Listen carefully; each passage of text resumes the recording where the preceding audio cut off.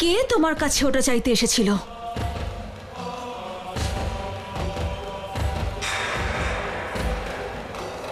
বেগম সাহেবা, উনি নিজের মুখ সম্পূর্ণভাবে ঢেকে রেখেছিলেন। ওনার চালচলন আর হাতের গড়ন দেখে মনে হচ্ছিল উনি কোনো মহিলা।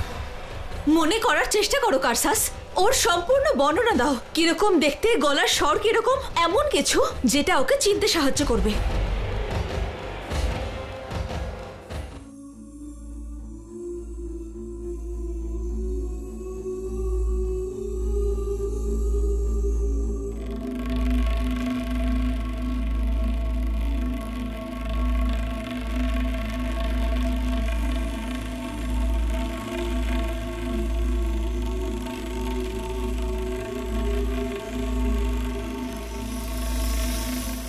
মাফ করবেন বেগম সাহেবা, কিন্তু উনি পুরো নিজেকে আড়াল করে রেখেছিলেন আর মুখ থেকে একটা শব্দও বার করেননি।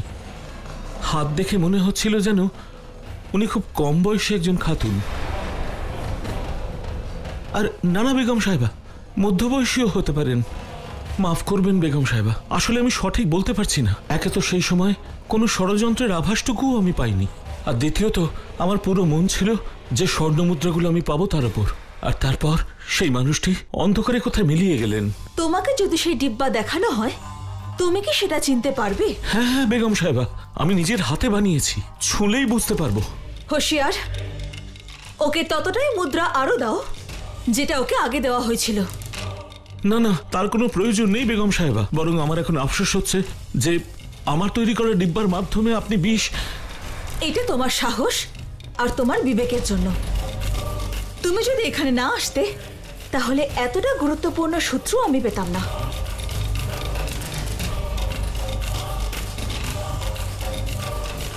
এবার আমি তোমাকে তখনই ডাকবো যখন আমি সেই ডিব্বাটা পাবো।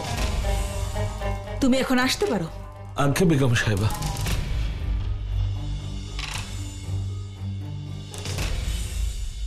মালিকায়ে বেগম ওর কথার উপর বিশ্বাস করলেন কিভাবে? সূত্রের উপর ভরসা করলে তবেই তো প্রমাণ পাবে হুঁশিয়ার।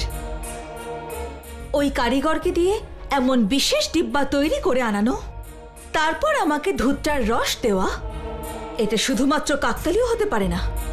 আর ওই আড়ালে থাকা নারীরও এই সব কিছুর সঙ্গে যোগ আছে। এটাও তো হতে পারে যে ওই সন্দেহভাজন কোনো নারী নয়, বরং পুরুষ, যে ওড়না দিয়ে নিজের মুখটাকে আড়াল করে রেখেছিল। নিশ্চিতভাবে হতে পারে, কিন্তু সে নারী হোক বা পুরুষ, তার চেয়েও বেশি গুরুত্বপূর্ণ এটা যে ওই ডিব্বা এখনো এই মহলের কোথাও আছে। এই দুর্ঘটনার পরে যেভাবে সতর্কতা জারি করা হয়েছে, তাতে ওই ডিব্বাকে এই মহলের বাইরে নিয়ে যাওয়া অসম্ভব। এখন আমাদের এটা জানতে হবে যে এই মহলে ওই ডিব্বা কার কাছে আছে, আর যার কাছে ওই ডিব্বা পাওয়া যাবে সেই আসল অপরাধী।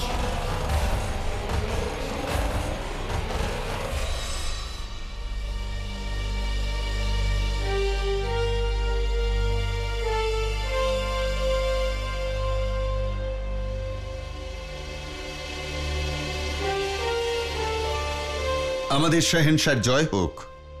জনাব পীর মোহাম্মদ আর মুনইম খান আপনার সঙ্গে সাক্ষাৎ করতে চান। অনুমতি দিলাম।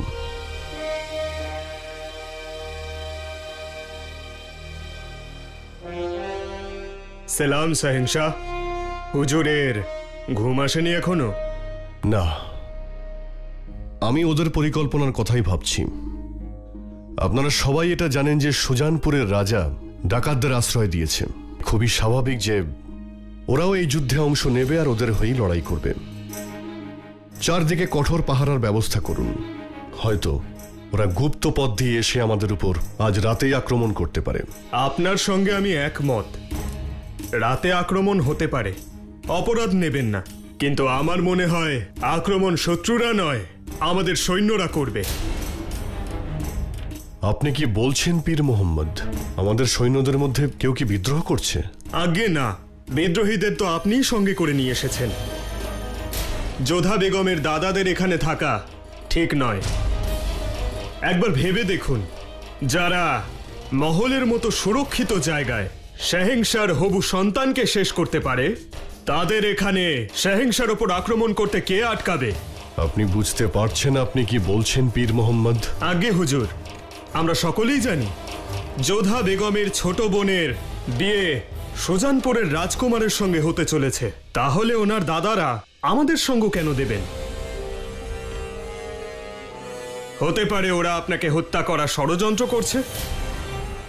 ক্ষমা করবেন হুজুর, আমরা কিন্তু ঠিক আপনার সিদ্ধান্তে প্রশ্ন তুলছি না। এটা যুদ্ধ, আর যুদ্ধে সবকিছুই নৈতিক। কাউকে বিশ্বাস করা উচিত নয়। সেই জন্য আজ রাতে ওই 4 জনের ওপর বিশেষ নজর রাখার অনুমতি চাইছি। ঠিক আছে, মোগল সৈন্যদের একটা দলকে ওদের শিবিরের বাইরে লক্ষ্য রাখার জন্য পাঠিয়ে দিন। ওনাদের যেন মনে হয় সৈন্যরা ওনাদের রক্ষার জন্যই ওখানে আছেন। আর সৈন্যদের সাবধান থাকতে বলে দিন। কোনো ব্যাপারে সন্দেহ হলেই ওরা তৎক্ষণাৎ যেন আমাকে জানায়। আগে আগে হুজুর। হুজুর।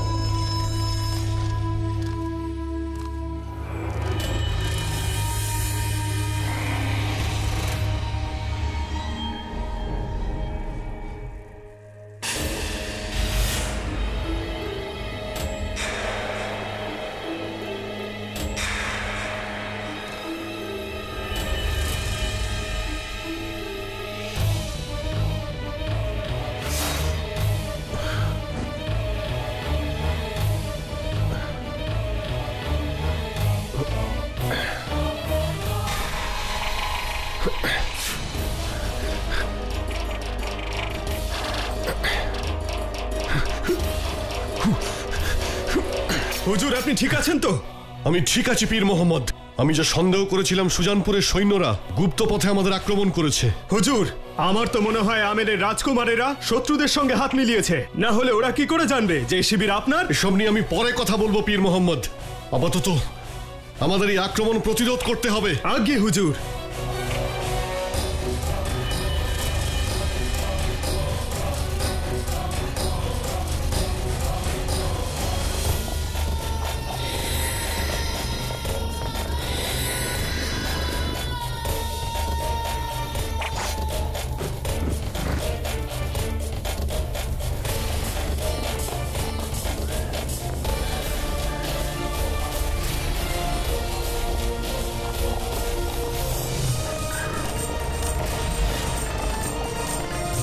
এ তো শত্রুদের সৈন্যরা।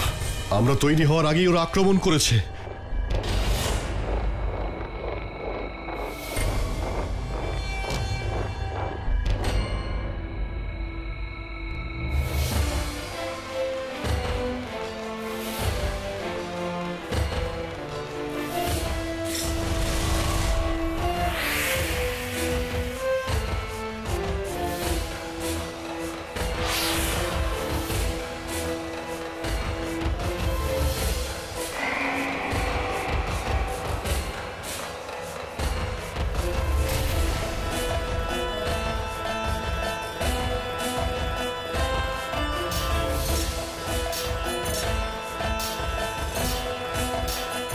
তোমার বাঁচার চেষ্টা ব্যর্থ হবে জালালউদ্দিন। ভালো হবে যদি তুমি আত্মসমর্পণ করে দাও। আমি কোনোদিনও কারোর কাছে মাথা নত করিনি, আর আজকেও আমি কারোর কাছে মাথা নত করব না। জয় ভবানী! জয় ভবানী!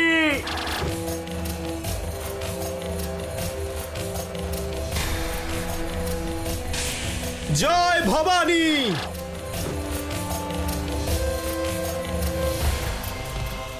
জয় ভবানী!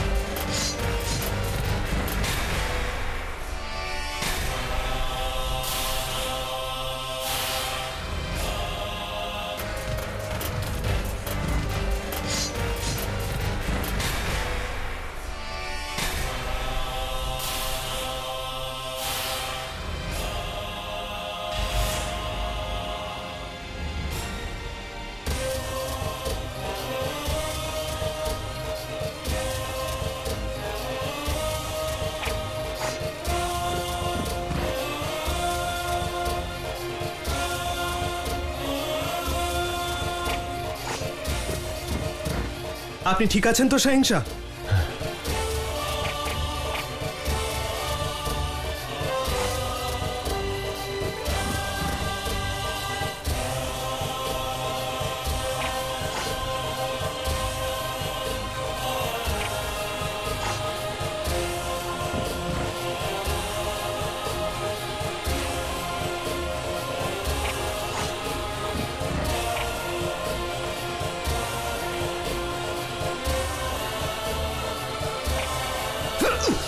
দাদা,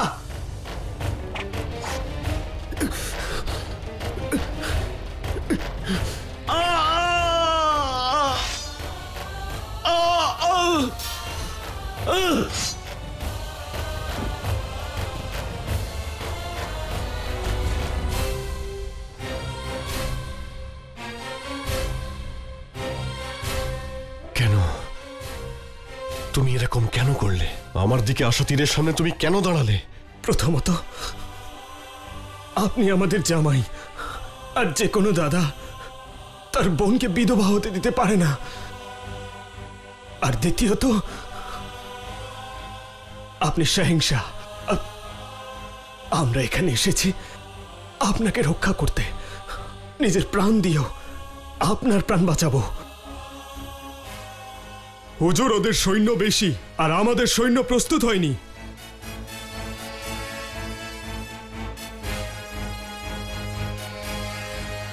কিন্তু এই যুদ্ধে জয় আমাদেরই হবে।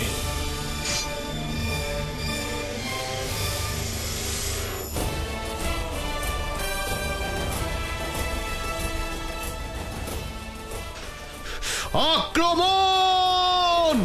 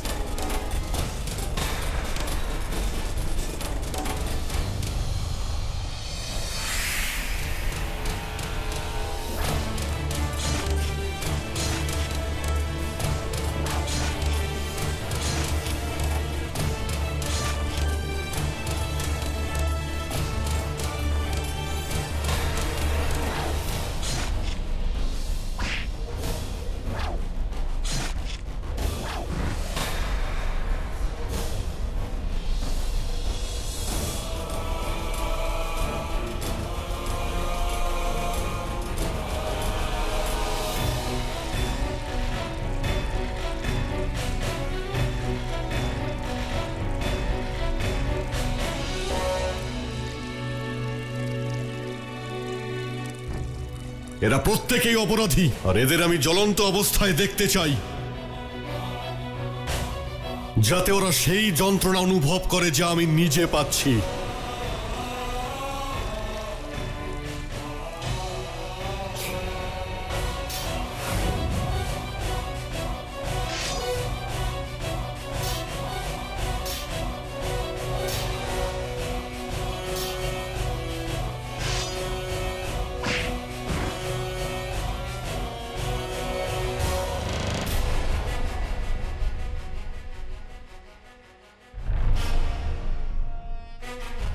কিছু বলতে চাও? হ্যাঁ চাই, কিন্তু তাকে যে বিশ্বাসঘাতকতা করেছে। সম্পর্কের প্রতিদান এই দিলে ভগবান দাস? তোমার পিতা আমাদের কাছে বিয়ের সম্বন্ধ নিয়ে এসেছিলেন, আর তুমি এসেছো আক্রমণ করতে। আমাদের পিতা নিজের কর্তব্য পালন করেছিলেন, আর আমরা আমাদের কর্তব্য পালন করছি। যদি তুমি তোমার কর্তব্য পালন করতে, প্রজাদের লুণ্ঠনকারী ডাকাতদের আশ্রয় না দিতে, তাহলে এই দিন দেখতে হতো না। কি আদেশ শাহিনশাহ?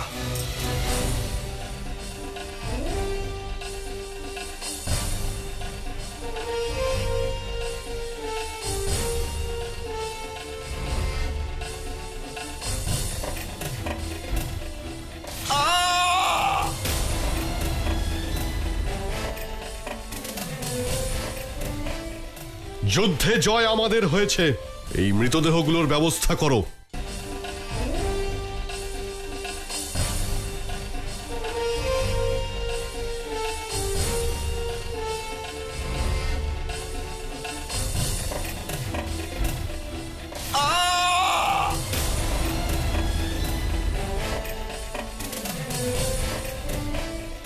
যুদ্ধে জয় আমাদের হয়েছে, এই মৃতদেহগুলোর ব্যবস্থা করো। সুজানপুরে জয়লাভের পর এবার আগ্রায় ফেরার পালা। ফিরতে লাগে 2 দিন। এই যুদ্ধে জালাল জয়লাভের সঙ্গে আরেকটা জিনিস পেয়েছিলেন, তা হলো ভগবান দাসের বিশ্বস্ততার পরিচয়। যে নিজের জীবন বাজি রেখে জালালের গায়ে একটা আঁচড় পড়তে দেয়নি। জালালের মনে দ্বন্দ্ব তৈরি হয়েছিল যে তিনি যোধার দাদাদের নিজের হবু সন্তানের হত্যাকারী ভাববেন নাকি নিজের প্রাণ বাঁচানোর জন্য ঋণী থাকবেন। এই নিন বেগম সাহেবা, মিষ্টিমুখ করুন। দুঃখের পর উৎসবের সময়। অবশ্যই উৎসবের সময়। শাহেনশাহ কেবল যুদ্ধই জেতেননি, বরং এক উদাহরণ স্থাপন করেছেন যে পরিবেশ আর শত্রু যেমনই হোক, যদি লক্ষ্য স্থির থাকে তাহলে জয় নিশ্চিত হয়। আমি শুনেছি ওরা নাকি গুপ্ত পথে আক্রমণ করেছিল, তবু শাহেনশাহ ওদের পরাজিত করেই দিলেন। কিন্তু মালিকা বেগম, একটা বিশেষ খবর হলো, যাদের নজরবন্দি করা হয়েছিল ওই যোধার দাদাদের, যদি তারা যুদ্ধে না থাকতো তাহলে তাহলে অবস্থা একটু অন্যরকম হতো। এই অভিনন্দনও শাহেনশাহই পাওয়ার যোগ্য। উনি এই জন্য জয়ী হননি যে ভগবান দাস আর যোধার বাকি দাদারা ওনার সঙ্গে ছিলেন, বরং এই জন্য জয়ী হয়েছেন কারণ শাহেনশাহ জানেন যে কাদের সঙ্গে রাখতে হয়। শাহেনশাহ সময় আর লোক দুটোই ভালো মতোই ব্যবহার করতে পারেন। হুঁশিয়ার, গোটা মহল আলোয় সাজানো হোক। আমার প্রিয় জালাল বিজয়ের মুকুট পরে ফিরে আসছে।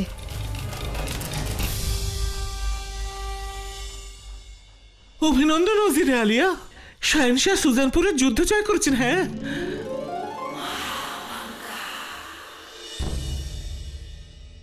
এই সামান্য যুদ্ধে জয়লাভ করাকে কি জয় বলে? জয় করে দেখিয়েছি আমি মথুরায়, মালবে, আরো কত জায়গায়, কিন্তু আমি তো কখনো এত আনন্দ করতে দেখিনি। জালালের এই সামান্য যুদ্ধ জয়কে কেন্দ্র করে এত উৎসব পালন করা হচ্ছে যেন হিন্দুস্তান জয় করেছে সে। উনি হলেন শাহেনশাহ আদম। ওনার সামান্য অসুস্থতার খবরও চারিদিকে ছড়িয়ে পড়ে, কারণ ওনার নামের মুদ্রা চলে। ওনার কথাই শেষ কথা। কিন্তু আমি জান, যখন আমি পরিশ্রম করি প্রশংসা পায় জালাল। আদম, একটা কথা বলি, হাত দিয়ে তরোয়াল চালালেও যুদ্ধ জয়ের মুকুট কিন্তু মাথাতেই বসে।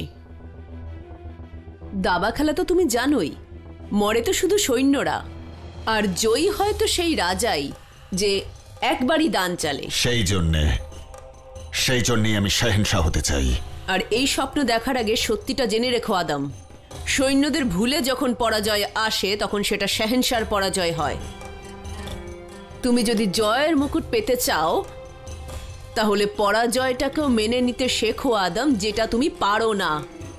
তাই বলছি, এখনকার মতন তুমি একটু মুখে হাসি আনো আর একজন বিশ্বস্তের মতন শাহেনশাহকে অভিনন্দন জানাও। এসো আমার সাথে।